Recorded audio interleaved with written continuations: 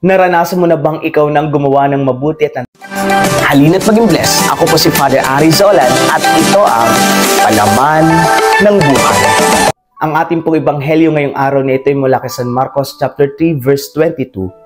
Sinasabi naman ng mga tagapagturo ng kautusan na galing sa Jerusalem, sinasapian siya ni Beelzebul na kapag papalaya siya ng demonyo sa pamamagitan ng kapangyarihan ng pinuno ng mga demonyo. Si Jesus na yung gumawa ng mabuti at ng tama. Siya na yung nagpagaling, siya na yung nagpalayas ng demonyo, ng masamang espiritu. Siya pa ang pinag-isipan ng masama. Marahil naranasan na rin natin ito sa ating buhay o patuloy pa rin natin itong nararanasan na sa kabila ng ating ginagawang pagmamalasakit sa ating kapwa, kagandahang loob, sa kabila ng tayo nagmamahal, tayo pa rin ang pinag-iisipan ng masama ng ating kapwa. Hinuhusgahan pa rin tayo, pinagdududahan pa rin tayo pa rin nakakatanggap ng maraming pula. Pero kailangan pa rin natin magpatuloy sa paggawa ng tama at ng mabuti kahit ng isip sa atin ng ating kapwa ay hindi maganda, kahit na tayo pinupulaan, kahit na tayo ay minamaliit. Ang mahalaga, alam natin na ang ginagawa natin ay tama.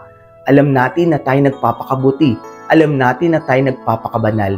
Dahil at the end of the day, mas mananaig pa rin ang katotohanan, mas mananaig pa rin ang kabutihan at higit sa lahat, mas mananaig pa rin ang ating Panginoong Jesucristo. Kaya naman kung minsan nadi-discourage na tayo dahil kahit ang sipag-sipag na natin, kahit na ang gaganda ng ating mga ginagawa, pero tayo pa rin ay pinupulaan ng ating kapwa, pinag-iisipan pa rin tayo ng masama. Hayaan na lamang natin sila. Magpatuloy lamang tayo sa magaganda nating ginagawa dahil ito magdadala sa atin upang higit tayo mapalapit sa puso ng ating Panginoong Jesucristo. At kapag malapit ang puso natin sa ating Panginoong Jesucristo, tiyak magliliwanag ang ating buhay na magdudulot sa atin ng tunay na kagalakan. Magkita-kita po muli tayo bukas. Ako po si Father Ari Zolan. God bless you po and keep safe. Please like and share this video.